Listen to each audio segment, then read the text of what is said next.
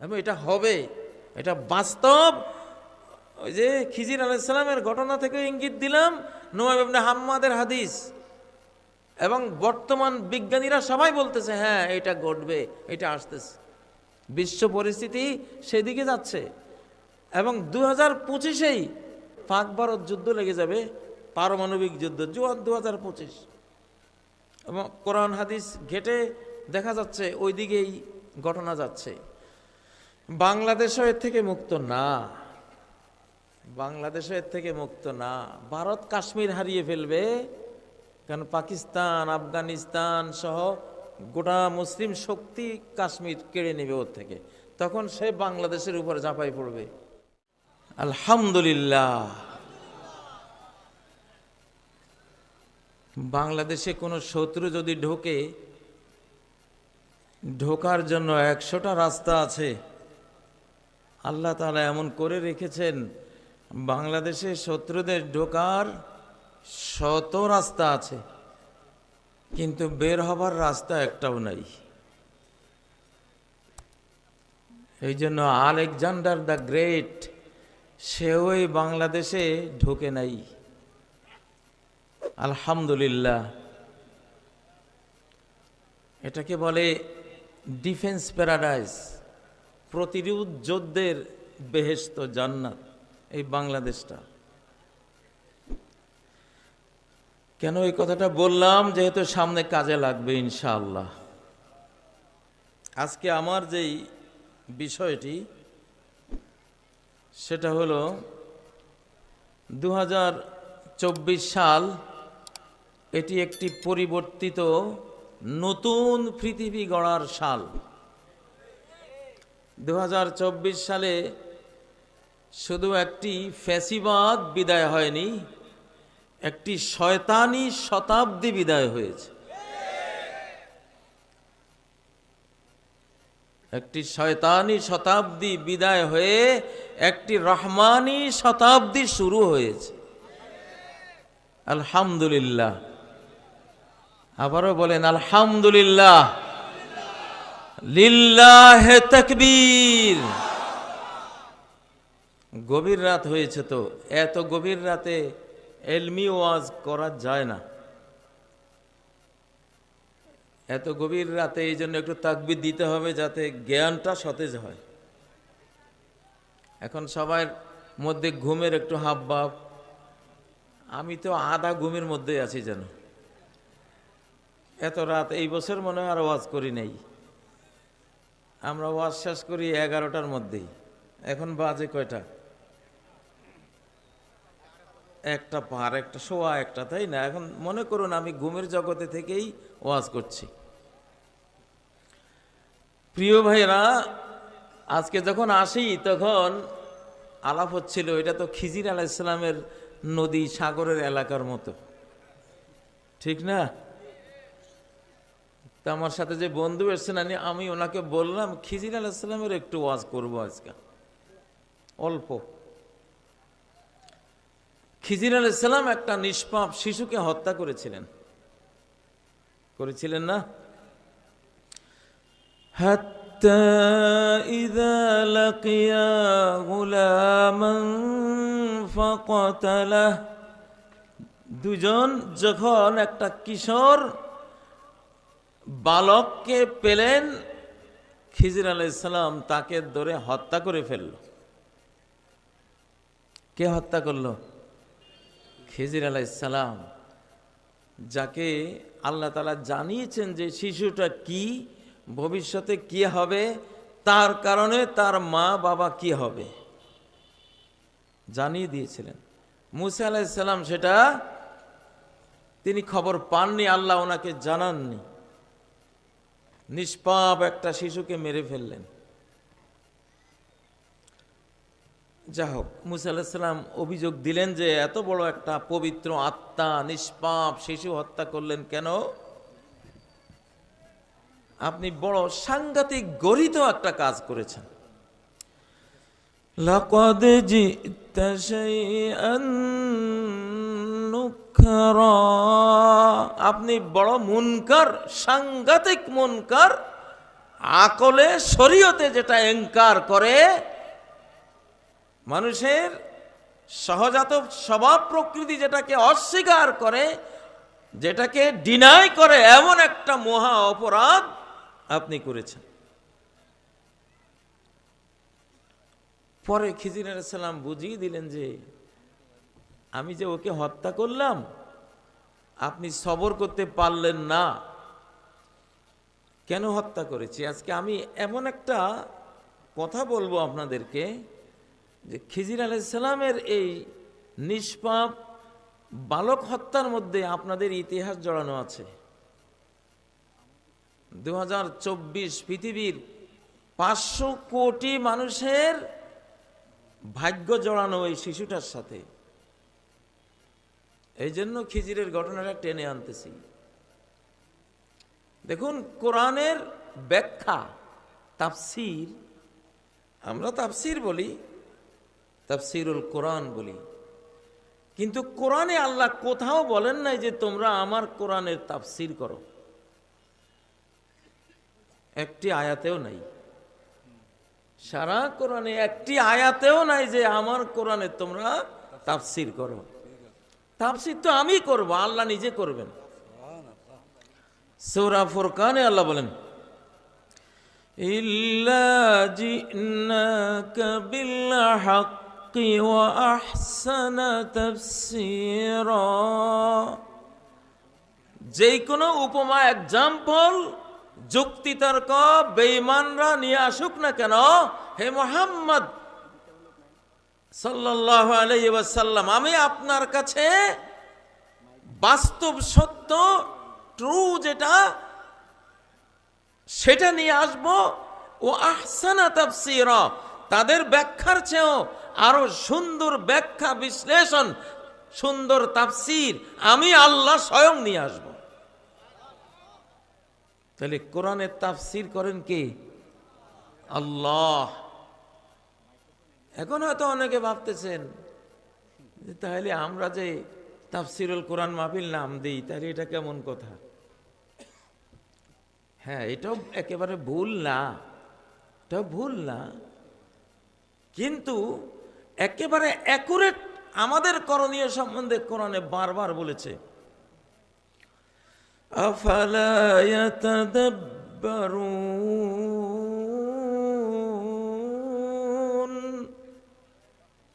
ওরা কি কোরআনের তাদাব্বুর করে না, গবেষণা করে না, চিন্তা ফিকির করে না, কোরআন অ্যানালাইসিস করে না? কোরআনের প্রত্যেকটা আয়াতের ফি আদবারেহা ফি দুবুরেহা, তার অন্তরালে, তার পশ্চাতে কি সত্য লুকিয়ে আছে, এটা কি তারা অন্তর্চক্ষু দিয়ে বুঝার, দেখার চেষ্টা করে না? তাদাব্বুর। সূরা সাদের মধ্যে আল্লাহ বলেন, লিয়াদাব্বারু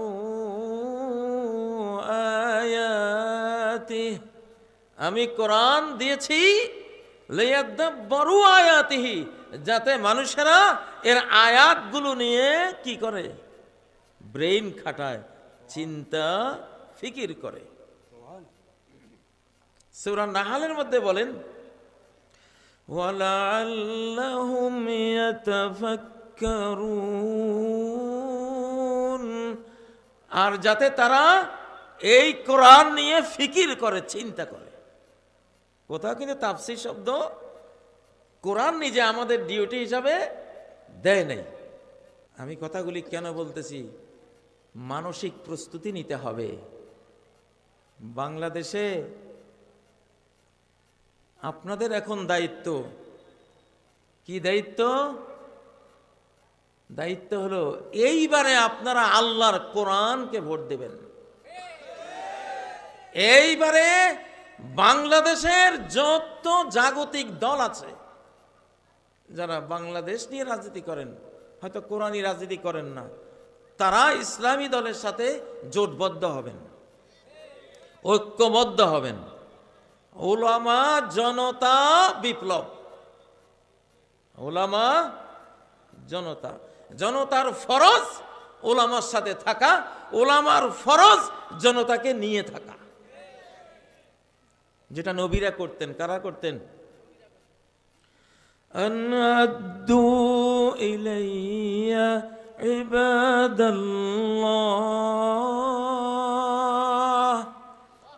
মুসা আলাইহিস সালাম বলেন, হে ফেরাউন, আল্লাহর বান্দাদেরকে রেখে তুমি কি করবা? তুমি তো ফেরাউন, তোমার বান্দা নয় তো এরা, এদেরকে আমার কাছে দাও, আমি নবী, আল্লাহর বান্দাদেরকে আমি হেদায়েতের পথ দেখাবো। এখন কি নবীরা আছে? কারা আছে? আলেমরা আছে। নবীদের যুগে জনগণ নবীদের সাথে থাকা ফরজ। আন আরসিল মাইয়া বনি ইসরাঈল, হে ফেরাউন, বনি ইসরাইলকে আমার কাছে পাঠাও। আমি নবী, আমি জানি তাদেরকে কোন পথে চলতে হবে, সেটা আমি জানাবো। তাহলে নবীরা থাকলে, আজকে যদি নবীরা থাকতেন, আমাদের ফরজ হয়তো কি? কার সাথে থাকা? না ইন্ডিয়ার সাথে থাকা? জি, সাফ কথা ভাই, যারা ভারতের বন্ধু তারা বাংলাদেশের শত্রু। তাহলে নবীরা থাকলে, আজকে যদি নবীরা থাকতেন, আমাদের ফরজ হয়তো কি? কার সাথে থাকা? না ইন্ডিয়ার সাথে থাকা? জি, সাফ কথা ভাই, যারা ভারতের বন্ধু তারা বাংলাদেশের শত্রু। একেবারে একে একে দুই, দুয়ে দুয়ে চার কথা, ঠিক কিনা? ইতিহাস বলবে যারা ভারতের বন্ধু তারা বাংলাদেশের শত্রু। যারা আমাদের 54 নদীর বুকে পাষাণ বাঁধ দিয়ে মরুভূমি করে নদী হত্যা করেছে, পদ্মা নদীর বুকে যারা বাঁধ দিয়েছে তারা কি পদ্মা নদীর বন্ধু? যমুনার বুকে যারা বাঁধ দিয়েছে ওরা কি যমুনার বন্ধু? মেঘনার বুকে যারা বাঁধ দিয়েছে ওরা কি মেঘনার বন্ধু? আমাদের আন্তর্জাতিক প্রায় সকল নদীর বুকে যারা বাঁধ দিয়েছে তারা নদীমাতৃক এই বাংলাদেশের বাংলাদেশি জনগণের বন্ধু হতে পারে? হতে পারে না। আমরা মানি না এই বন্ধুত্ব। এটা বন্ধুত্ব না, এটা হলো মুহ মে শেখ ফরিদ বগল মে ইট। ওরা মুখে শেখ ফরিদ কয়, কিন্তু বগল তলে কি? ইট। সর্প হইয়া দংশন করো, ওজা হইয়া ঝাড়ো, ঠিক নয় কি? ওনারা জঙ্গি বানায়। এই দেশে যে 17 বছর জঙ্গি বানাইছে তারা। পিলখানায় আজকে 25শে ফেব্রুয়ারি গেছে, পিলখানার হত্যাকাণ্ড বিডিআর দিয়ে তারা ঘটিয়েছে। বিডিআর দিয়ে সেনা অফিসারদেরকে হত্যা করিয়েছে, বিডিআররাই গুলি করেছে, সাথে ভারতীয়রাও ছিল। বিডিআরদের মধ্যে যারা দোষী তারা দোষী, কিন্তু এর পেছনে কলকাঠি নাড়ার মূল মন্ত্রটা দিয়েছে কারা? তারা জানে বাংলাদেশ রক্ষার শক্তি দুইটা, একটা হলো সেনা শক্তি আর একটা হলো আলেম ওলামা শক্তি। পিলখানায় সেনাবাহিনীকে হত্যা করেছে, সেনা অফিসারদেরকে। তারা 57 জন সেনা অফিসার বিদায় করে দিয়েছে। সেই হত্যার প্রতিশোধ আমরা নেব। আমরা আজকে 20 কোটি বাংলাদেশের শিশু, কিশোর, বৃদ্ধ, যুবক, তরুণ, তরুণী সবাই আমরা সৈনিক। আজকে আমরা সেনা হত্যার বদলা নেব নিজেরা সৈনিক হয়ে, দেশ রক্ষার সৈনিক হয়ে। রাজি আছেন কারা?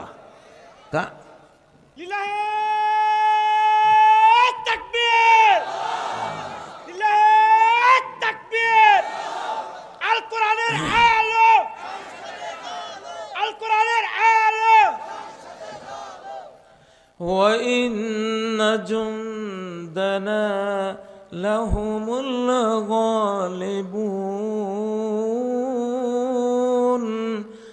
আমার বাহিনী যারা, আমার বাহিনী, আল্লাহ বলতেছেন আমার বাহিনী। আল্লাহর বাহিনী কারা? কালেমা যে মুখে নিয়েছে সেই কার বাহিনী? আল্লাহর বাহিনী। কার বাহিনী? আল্লাহর বাহিনী। আল্লাহ বলেন আমার বাহিনী, তারা অবশ্যই চিরবিজয়ী, তাদেরকে হারাবার ক্ষমতা কারো নেই। তো সেনা হত্যার প্রতিশোধ নেবে বাংলাদেশ, গোটা জাতিকে যুদ্ধের ট্রেনিং দেওয়া হবে ইনশাআল্লাহ। আর ওরা সেনা অফিসারদের হত্যা করার পরে, সেনাবাহিনী ধ্বংসের পরে নজর দিয়েছে। এবার দ্বিতীয় শক্তি বাংলাদেশকে রক্ষা করে চলে, ভারতের সামনে মাথা নোয়ায় না কোন ক্রমে, যে শক্তিটা ওলামা শক্তি, সেই ওলামা শক্তিকেই তারা দেলাওয়ার হোসেন সাঈদী রহমতুল্লাহ আলাইকে তারা হত্যা করেছে, ঠিক নয় কি? ফ্যাসিবাদীরা কয়দিন আগে ভারতে 5 জন গিয়েছিল, ভারত থেকে পরামর্শ নিয়ে এসে মেডিকেল কিলিং, ওনাকে বিষাক্ত ওষুধ দিয়ে হাসপাতালে এনে হত্যা করেছে, ঠিক নয় কি? আমরা এটা ফিজিক্যালিও জানি, আধ্যাত্মিকভাবেও জেনেছি, এটা হত্যা ছিল। মৌলানা মতিউর রহমান নিজামী, আব্দুল কাদের মোল্লা, মুজাহিদুল ইসলাম, মীর কাসেম আলী সহ তাদেরকে জুডিশিয়াল কিলিং, বিচারিকভাবে হত্যা করেছে। হাজার হাজার আলেমকে গুম, খুন, কারারুদ্ধ, নির্যাতন, দেশান্তরিত করেছে, করেছে কিনা? তাহলে সেনা অফিসার হত্যার প্রতিশোধ নেব আমরা সৈনিক হয়ে, আর ওলামা হত্যার প্রতিশোধ নেব প্রত্যেকটা ধর্মপ্রাণ মুসলমান। এইবারে আমরা আলেমদের হাতে যে কোরআন, সেই কোরআনকে আমরা ভোট দেব ইনশাআল্লাহ। এইভাবে আলেম হত্যার প্রতিশোধ আমরা নেব। যদি না নেন, এইবার যদি কোরআনের পক্ষে না আসেন, এইবার আল্লাহ তাআলা আপনাদেরকে ছাড়বে না। বস্তার পচা আলু আল্লাহ বেছে ফেলবেন। গৃহস্থেরা যখন দেখে বস্তার ভিতরে পেঁয়াজ, আলু পচা শুরু হয়ে গেছে, তখন পচাগুলি তাড়াতাড়ি বের করে ফেলে না দিলে, ডাস্টবিনে ফেলে না দিলে, নর্দমায় ফেলে না দিলে, ওই পচাটা বস্তায় থাকলে পুরা বস্তার ভালো আলু পেঁয়াজ সব কি নষ্ট হয়ে যাবে। যাবে কি না? আপনারা কি পচা পেঁয়াজ হবেন, পচা আলু হবেন? কারা কারা হবেন হাত তোলেন। এই যে পাইছি, পচা আলু পচা পেঁয়াজকে যে এইবার নিয়ত করতেছে আমি কোরআনের ভোট দেব না, সেই পচা পেঁয়াজ। যে এবার নিয়ত করবে আল কোরআনকে ভোট দেব না, কোরআনের আলেমদের সাথে জোটবদ্ধ হব না, ইন্ডিয়ার পক্ষে যাব, যে নিয়ত করবে সেই পচা আলু। আমি ভাই কোনো হেয়ালি ওয়াজ করি না, আপনাদেরকে সংবাদ দিয়ে গেলাম।